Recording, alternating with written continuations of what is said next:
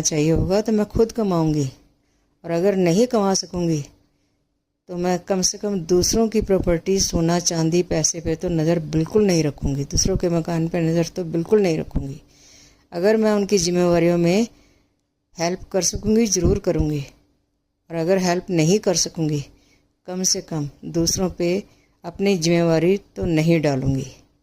ये मेरी पूरी कोशिश है। कम से कम मैं दूसरों पे बोझ ना बनूं, मैं दूसरों से हेल्प ना मांगूं, मैं दूसरों से प्रॉपर्टी, पैसा, जायदाद, सोना लेने की उम्मीद ना रखूं। तो मुझे यही समझ आता है कि जहां हम बेटी हैं वहां हमें बेटी के हद में रह के, वहां पे हमें अच्छे से रहना चाहिए। जहां हम बहू हैं वहां हमें बहू के हद में रह के वहां अच्छे से रहना चाहिए। अपना रोल हम ठीक से निभाएं। जहां बहू है बहू के रूप में, जहां बेटी है बेटी के रूप में। बाकी हमारे आसपास वाले क्या करते हैं क्या नहीं, ये उनका रोल है, हमें उन पे छोड़ देना चाहिए। बस हमें ये कोशिश करनी चाहिए कि हम अपना रोल ठीक से निभाएं। उनका रोल वो जाने, लेकिन हम अपना रोल ठीक से निभाएं। तो मेरे हिसाब से लड़की के घर दोनों होते हैं, मायके वाला भी, ससुराल वाला भी।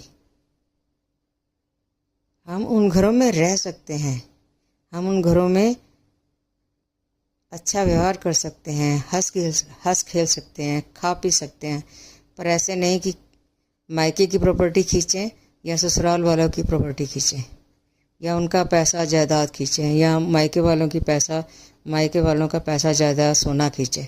नहीं, ये नहीं करना। किसी की जिम्मेवारी में आप पार्टिसिपेट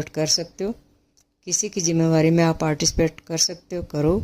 हेल्प कर सकते हो, करो। कम से कम मांगो नहीं। मैं नहीं मांगती, मेरी माँ ने मुझे मांगना नहीं सिखाया।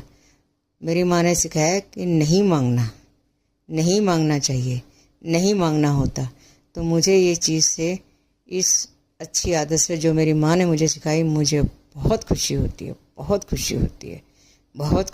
है। धन्यवाद दोस्तों।